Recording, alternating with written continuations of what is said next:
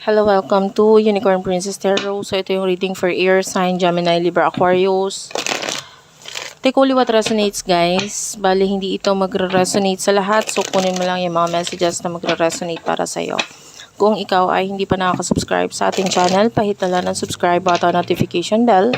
Ma-appreciate ko po lahat ng likes, comments, and shares. If you want, pwede kang magpa-personal reading, Jing Tarot Reader. Ayan.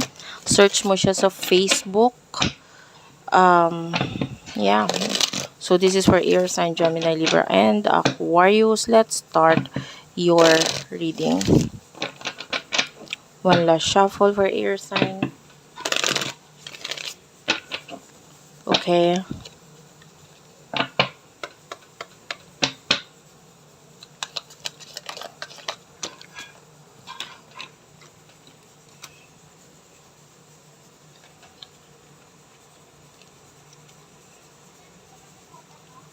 Peacekeeper,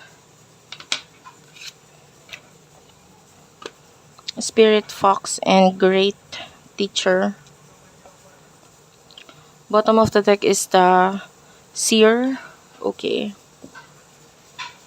See beyond the current situation. I feel like for now kasi kung ano yung tingin mong tama, yun yung ginagawa mo.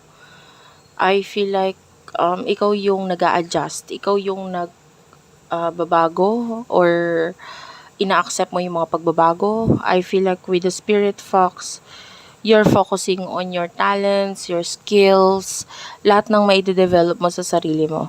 I feel like with a great teacher, for some of you, yung mga experiences mo in the past, ang pinaghuhugutan mo kung bakit kailangan mong gawin to sa sarili mo.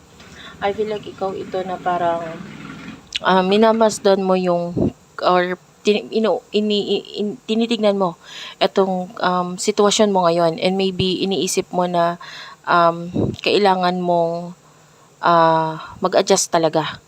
No? For what I can see here, ikaw itong may paniniwala ka, alam mo yun? May paniniwala ka, matibay yung paniniwala mo, pananalig mo, parang ganyan. And kung ito ay magiging salungat sa pinaniniwalaan mo, hindi mo gagawin yon kung ano man ito. Okay? Medyo matigas ka sa part na yon, na kung ano man yung parang meron kang something na gustong gawin or gustong mangyari pero iniisip mo na bawal or hindi pwede or imposible. Or yeah. So but I can feel like ikinalungkot mo yon kasi taliwas yun sa paniniwala mo, and pero gusto mo talaga siyang mangyari. Okay, that's your energy. So nakakalungkot kasi parang hindi nangyayari pa sa'yo. So that's your energy. Anyway, punta tayo sa messages sa'yo pagdating sa love. Anyway, ma-appreciate ko yung comment guys. Sana mag-comment ka. Kahit heart lang, smileys. Malaking bagay na po yun. And yung mga nagsishare ng stories nila, maraming salamat po sa inyo. For our reading sa future, no. Pagdating sa love muna tayo for air sign. Pagdating sa love, ano yung mga messages for you? Pagdating sa love, messages for air sign. Okay, thank you spirit guides, angel guides.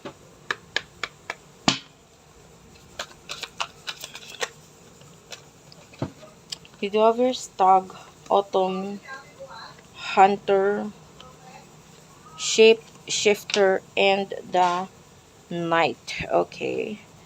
So for what I can see here, ang iyong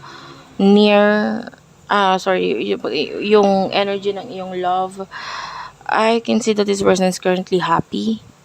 Whoever this person is, you are dealing right now, he or she is currently happy kung nasaan siya. Nire-release ka niya, honestly, if you're the past person, para sa kanya, nire-release or nilalayo or sabihin na natin, inilalagay ka na lang niya sa past. And bakit? Yan, wala tayong nakikitang movement sa kanya. We do have the stag, so this person is not making any movement regarding sa connection ninyo kasi nga parang hinahayaan ka na lang niya eh. Hinahayaan na lang niya yung connection ninyong dalawa. I feel like this person is being honest with you. So kung ano yung emotions niya towards you, totoo yon. Sinabi niya sa'yo in the past, totoo lahat ng yon. And with the shapeshifter, ngayon ay binabago niya ngayon yung sarili niya, yung sitwasyon niya. And with the hunter, I feel like this person is, kung ano man yung mga kinakatakutan niya noon, hinaharap niya yun ngayon. Okay? Kung ano man yung mga pagkakamali niya in the past, mga pagkukulang niya in the past, pinupunan niya yun ngayon. So, I feel like this person is, I feel like naiba yung attention niya, naiba yung love na nararamdaman niya. Pwedeng there's another person na involved and pwedeng nakuha nitong person na ito yung trust, yung love ng person mo. So, kaya wala siyang pakialam ngayon sa'yo. And I feel like this person is letting you go. Hinahayaan ka na lang niya kung saan ka pumunta. But, I don't know, your loyalty and emotion, it feels like nandito pa rin sa person na ito. Na kahit i-let go ka niya, parang ikaw yung babalik at babalik. Because, or maybe, minsan ka lang aalis sa buhay niya, but I can feel like, iba pa rin pag siya. Iba pa rin siya pa rin yung babalikan mo. That's the energy. And if ever na tatawag siya or gagawa siya ng actions towards you, I feel like nandyan ka lang para sa kanya. And,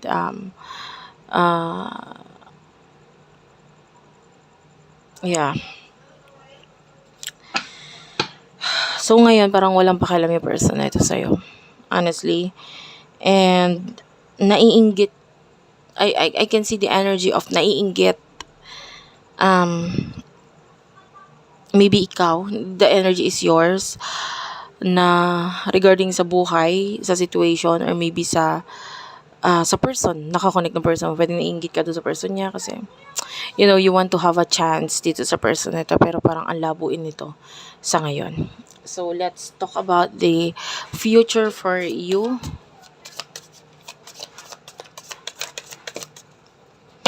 In the future, you do have here the mountain she-wolf and the water guardian, Taurus Virgo. Why did I say Taurus Virgo? You could be dealing with an earth sign or a water sign. Cancer, Scorpio, Pisces. Yeah. Meron ka mga kailangan i-open sa sarili mo in the future. But nasa sa'yo yun. Actually, your future, ikaw talagang may hawak niyan. Ako, I'm here for you as a guide lang. And nakikita natin may mga bagay kang kailangan i-unleash or ipakita or sabihin para maabot mo or makuha mo yung mga bagay na gusto mo.